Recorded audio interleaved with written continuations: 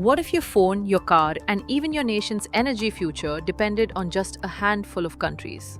They do. Beneath the surface of the green transition lies a hidden battleground, the global scramble for critical minerals. These essential resources are the building blocks of the 21st century, powering electric vehicles, solar panels, and advanced technologies. And whoever controls them controls the future. Welcome to Nexus of Geopolitics, where we decode the forces shaping our world. Today we dive into the intensifying global race for critical minerals, an underreported but pivotal driver of global power shifts. We'll unpack the rise of resource nationalism, supply chain choke points, and the fierce strategies of major powers. This race isn't just about minerals, it's about who will dominate the green economy and tomorrow's technologies. The green transition has unleashed an unprecedented demand surge. According to the World Bank, demand for critical minerals could soar by over 500% by 2050. Yet, the supply chains are alarmingly concentrated in just a few regions. China processes over 90% of the world's rare earth elements and dominates lithium and graphite refining. The Democratic Republic of Congo supplies more than 70% of the world's cobalt. This heavy concentration creates enormous risks.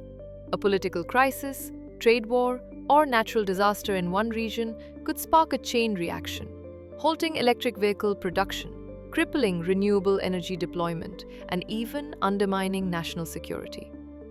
As demand grows, resource-rich nations are reclaiming control of their mineral wealth, a trend known as resource nationalism.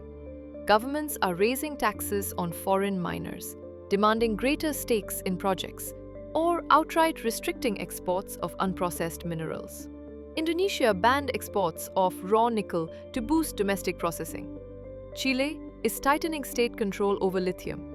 In Africa's so-called Coup Belt, nations like Mali and Niger, military governments are renegotiating mining deals, hiking royalties, and turning toward Russia and China for new alliances. While these moves can empower local economies, they also rattle global supply chains and drive up mineral prices. Meanwhile, the world's major powers are deploying aggressive strategies to secure mineral access. China leads with deep vertical integration, controlling everything from mines to refining, and has locked in long-term deals across Africa, Latin America, and Asia through its Belt and Road Initiative. The United States is countering with the Inflation Reduction Act, pouring billions into domestic mineral production and clean energy manufacturing. It's also rallying allies through the Mineral Security Partnership to develop trusted supply chains. The European Union has launched its Critical Raw Materials Act, pushing for local extraction, recycling technologies, and diversified imports.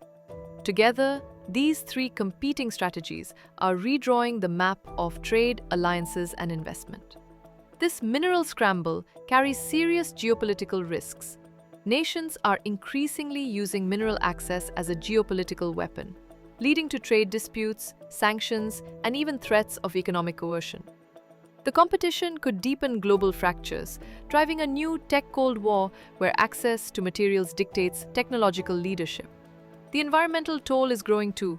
Irresponsible mining often causes pollution, deforestation, and human rights abuses, sparking unrest in vulnerable regions. Balancing security, sustainability, and fairness in this race has become a global dilemma.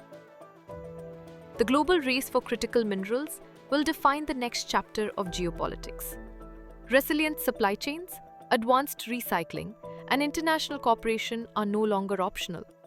They're essential for economic stability and geopolitical balance. The choices made today by governments, corporations, and consumers will shape not only the pace of the green transition, but also the balance of global power itself. So what do you think? Will cooperation win out? Or are we headed toward a fractured, high-stakes resource war? Share your thoughts in the comments below. And if you want more in-depth, data-driven analysis on the forces shaping our world, don't forget to subscribe to Nexus of Geopolitics.